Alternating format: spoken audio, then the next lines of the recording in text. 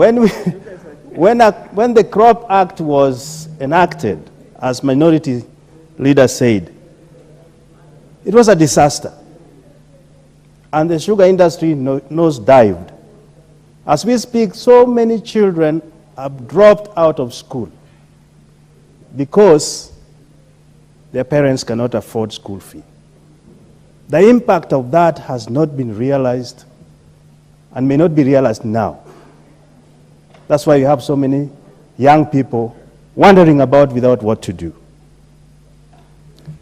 It is true that this enacting of this bill will repeal that Crop Act of 2013, and that will usher in the Sugar Board, which have representation of farmers.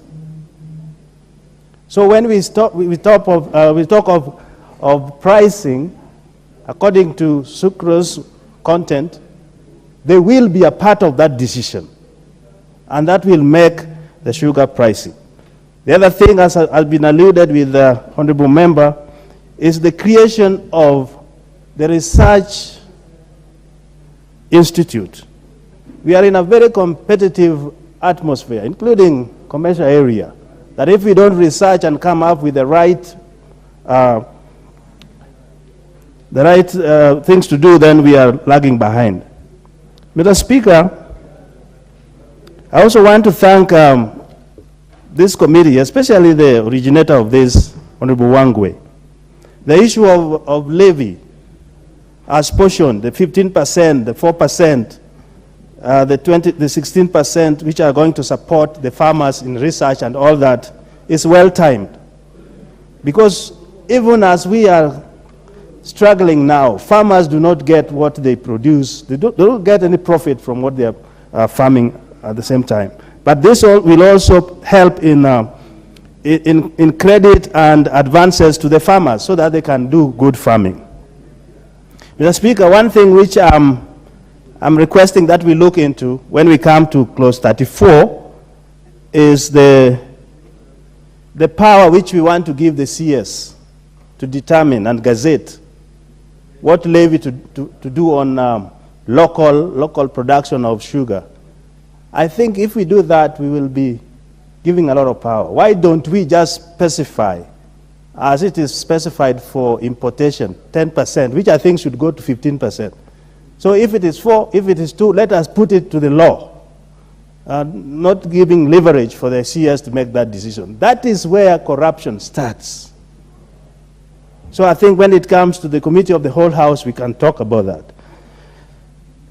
The other issue, always, there is a problem in any setting, whether it's family or any community.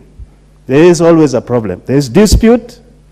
There will be dispute between sugarcane farmers and outgrowers, obviously, and with millers. And pricing has always been disputed.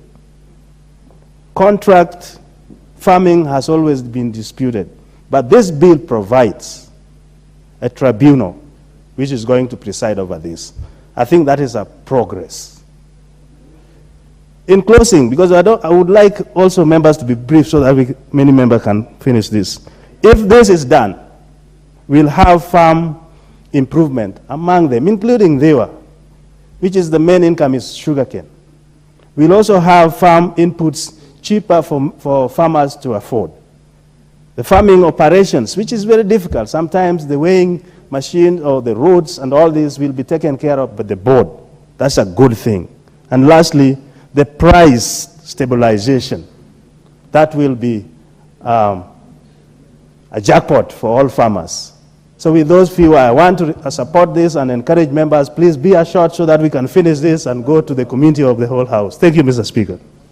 The Honorable Deputy Chieng, please be brief.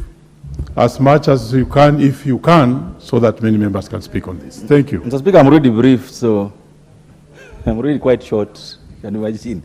Mr. Speaker, sugarcane is not just a product. Sugarcane is just not for the table. Sugarcane is a political product, always been, all over the world.